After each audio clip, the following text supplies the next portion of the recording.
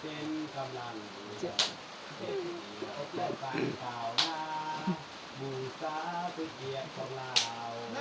จงเดินใส่ซิปเป็นเจ้ารับจนเขาซาไปหาเขาล็อกเก็ตไปเลยนะแล้วก็ไล่กันไม่ดึงเรื่องได้เข้ามารบกวนมาต้นมวนเสียตลาดที่ซาลามาพร้อมซาพระวันตัดสินใจต้องเป็นอาศัยพระสังต่อไปสู่พระพักชมชายชมชายยิ่งใหญ่ที่ชายที่นั่งมาชุบพายคนไหนจะได้ดีตัวตั้งไม่หรอกมักเราดีดูจะไปเอาเราเป็นไม่ได้ดูตัวตั้งชมชายชมชายพูดว่าแม่ตัวบอลเลยคนไปต้นตัวบอลอ่ะหัวลูกตัวตั้งแม่ตาชักเล่ามาแก่อยู่บรรดาลืมมันไม่ได้บ้างอันนั้นตาเอาเงินในบ้านมันตั้งชักเล่าทำไมชาเล่าถ้าแก่ได้มาเราถูกตัวนาเสียสู่กใจหัวแม่ต้องติดหัวใจหัวแม่ต้องติดหัวใจใจเต็มกำลังเด็กเดียวกับฟังข่าวหน้าบูชาสุเกียรติของเราคนทรงใส่สิ้นเป็นเจ้าและถึงคนเขาสะเมฆาชมชายขอให้คนชาตาไม่เล่นตัวใครชาเจ้าอย่ารบกวนชายชักชมชายชมชายชมชายสาเราต้องสาเราไว้ตัดสินใจสู้สิ่งเอาใจตัดสินใจสู้สิ่งเอาใจข้าซาเข้าไปเพื่อมาพัฒนาชมชายชมชายมาได้ได้ไม่ดีแต่ได้กินข้าว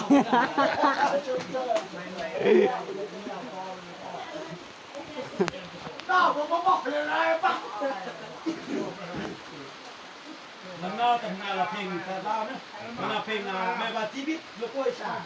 เราต้องประเทศเราแห่ที่ได้ที่หายที่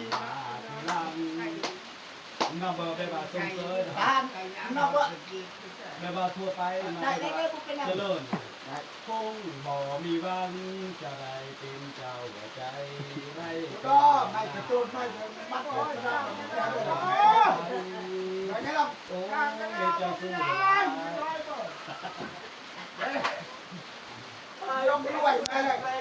กระตุ้นไม่ไปยกเยอะรวยผมรอแล้วว่าตัวเจ้าชื่อถึงยกรวยไม่ได้ห้อยมันรีบไปตุกโปรเพราะแกแหละไปตะโกนจะรวยไปรอไปตะโกนไม่ตะโกนไม่ไปคุยจะบอกบอกอะไรจูงในยันแฝงยุบชุด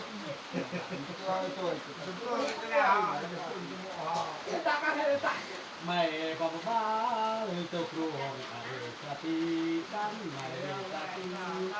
มาอันต่อไปนายย่อยอันที่ดอกไป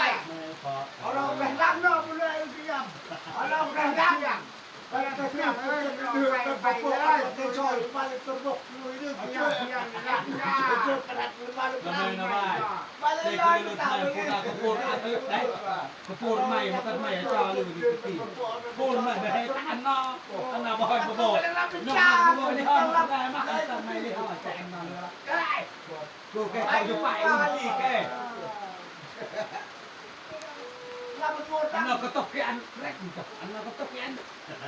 แล้วมันก็โบรัดเนาะก็โบรัดไม่เอ้ยโยนนั่นน่ะช่วยอะไรแกอยู่อย่าอยู่อย่าหันมาเอาหล่อหยางมาหล่อน่าจ่อยได้ให้เจ้าขนาดนี้ก็ตูดบ่ลงตะการมาลงนั่งกันดูเป็นฟงอายุละอันเป็นฟงอายุพอดีจะมีการทำแล้วดุยักษ์กินยืนเงินป่าการจะบ่อยนะมันก็ไม่จะว่าเตี้ยเกิดตัวปักก็เลยยืนเป็นจะมีจับการโบนมีที่ห้างอหยดเบย์เนี่ยมาการโบนเตี้ยป่าคุณยายถือมือถือก็ยังเหลืออ่านเองเนี่ย